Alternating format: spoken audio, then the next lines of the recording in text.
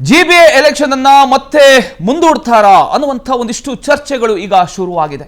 5 ನಗರ ಪಾಲಿಕೆ ಚುನಾವಣೆ ಮುಂದೂಡೋದಕ್ಕೆ ಸರ್ಕಾರ ಚಿಂತನೆ ನಡೆಸಿದೆಯಾ? ಎಸ್, ಜಿಬಿಎ ಎಲೆಕ್ಷನ್ ಮತ್ತೆ ಮುಂದೂಡಿಕೆ ಆಗುತ್ತಾ? 5 ನಗರ ಪಾಲಿಕೆ ಚುನಾವಣೆ ಮುಂದೂಡೋದಕ್ಕೆ ಸರ್ಕಾರ ಚಿಂತನೆಯನ್ನ ನಡೆಸಿದೆ ಅನ್ನೋದು ಗೊತ್ತಾಗ್ತಾ ಇದೆ. ಕಾಲಾವಕಾಶ ಕೋರಿ ಅಫಿಡವಿಟ್ ಸಲ್ಲಿಕೆ ಸಾಧ್ಯತೆ ಇದೆ. ಎಸ್ಐಆರ್ ಕಾರ್ಯದಿಂದ ಚುನಾವಣಾ ಸಿಬ್ಬಂದಿ ಕೊರತೆ ಹಿನ್ನೆಲೆಯಲ್ಲಿ ಮತದಾರರ ಪಟ್ಟಿ ಪರಿಷ್ಕರಣೆ ಪೂರ್ಣಗೊಂಡ ಬಳಿಕವೇ ಚುನಾವಣೆಗೆ ಸಿದ್ಧತೆಯನ್ನ ಮಾಡಿಕೊಳ್ಳಲಾಗುತ್ತೆ. ರಾಜ್ಯ ಚುನಾವಣಾ ಆಯೋಗದ ಮೂಲಕ ಸುಪ್ರೀಂಗೆ ಅರ್ಜಿ ನೀಡತಕ್ಕಂಥ ಸಾಧ್ಯತೆ ಇದೆ. ಆಗಸ್ಟ್ 30ರ ಒಳಗಡೆ ಚುನಾವಣೆ ನಡೆಸೋದಕ್ಕೆ ಸುಪ್ರೀಂ ಆದೇಶವನ್ನ ನೀಡಿತ್ತು. ಸರ್ಕಾರದ ಅರ್ಜಿಗೆ ಸುಪ್ರೀಂ ತೀರ್ಪು ಏನು ಅನ್ನುವಂಥ ಒಂದು ಕುತೂಹಲ ಕಾಡ್ತಾ ಇದೆ. ಈಗ ಗಡುವು ವಿಸ್ತರಣೆ ಸಿಕ್ಕರೆ ಜಿಬಿಎ ಚುನಾವಣೆ ಮತ್ತೆ ಮುಂದೂಡಿಕೆ ಆಗ್ತಕ್ಕಂಥ ಎಲ್ಲ ಸಾಧ್ಯತೆಗಳು ಇದೆ.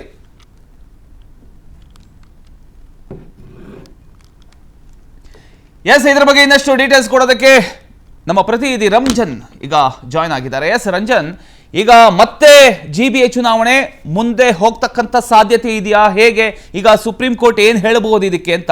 ಈಗ ಸರ್ಕಾರ ಯಾವ ರೀತಿ ಚಿಂತನೆ ನಡೆಸಿದೆ ಇದ್ರ ಬಗ್ಗೆ ಅಂತ?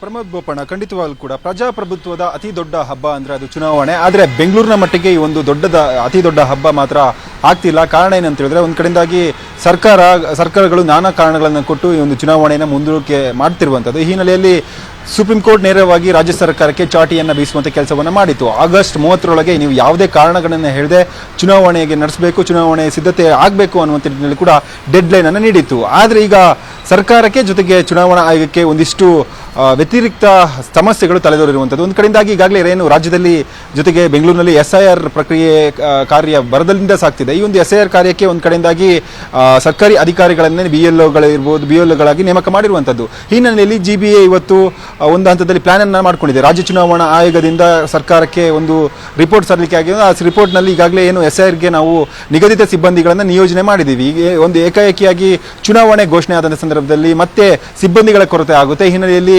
ಚುನಾವಣೆ ನಡೆಸೋದು ಬಹಳ ಕಷ್ಟಕರ ಅನ್ನುವಂಥ ನಿಟ್ಟಿನಲ್ಲಿ ಈಗಾಗಲೇ ಸುಪ್ರೀಂ ಕೋರ್ಟ್ಗೆ ಅಫಿಡೇವಿಟ್ ಅನ್ನು ಸಲ್ಲಿಕೆ ಮಾಡೋಕ್ಕೆ ರಾಜ್ಯ ಸರ್ಕಾರ ಚಿಂತನೆ ನಡೆಸಿರುವಂಥದ್ದು. ಒಂದು ಕಡೆಯಿಂದಾಗಿ ಆಗಸ್ಟ್ 30ರ ಒಳಗೆ ಚುನಾವಣೆ ನಡೆಸಬೇಕು ಅಂತೇಳಿ ಕೋರ್ಟ್ ಸೂಚನೆ ಕೊಟ್ಟಿತ್ತು. ಈ ಒಂದು ಕೋರ್ಟಿಗೆ ಸಿಬ್ಬಂದಿಯ ಕೊರತೆಯ ನೆಪವನ್ನು ಒಡ್ಡಿ ಚುನಾವಣೆ ಮುಂದೂಡಿಕೆ ಆಗುತ್ತಾ ಅನ್ನುವಂಥ ನಿಟ್ಟಿನಲ್ಲಿ ಕೂಡ ಸುಪ್ರೀಂ ಕೋರ್ಟ್ಗೆ ಅಫಿಡೇವಿಟ್ ಅನ್ನು ಸಲ್ಲಿಕೆ ಮಾಡೋಕ್ಕೆ ಚಿಂತನೆ ನಡೆಸಲಾಗಿದೆ. ಆದರೆ ಆಗಸ್ಟ್ 30ರೊಳಗೆ ಚುನಾವಣೆ ನಡೆಯುವುದಿಲ್ಲ ಅನ್ನೋದು ಕೂಡ ಬಹುತೇಕ ಖಚಿತವಾಗ್ತಿರುವಂಥದ್ದು. ಯಾಕಂತ ಹೇಳಿದ್ರೆ ರಾಜ್ಯದಲ್ಲಿ ಎಸ್ಐಆರ್ ಪ್ರಕ್ರಿಯೆ ಸಂಪೂರ್ಣವಾಗಿ ಮುಗಿಯೋಕೆ ಆಲ್ಮೋಸ್ಟ್ ಅಕ್ಟೋಬರ್ ತಿಂಗಳು ಆಸುಪಾಸು ಆಗುತ್ತೆ. ಅಕ್ಟೋಬರ್ ತಿಂಗಳ ಆದ ಮೇಲೆ ಈ ಒಂದು ಎಸ್ಐಆರ್ ಪ್ರಕ್ರಿಯೆ ಸಂಪೂರ್ಣವಾಗಿ ಮುಗಿಯುತ್ತೆ.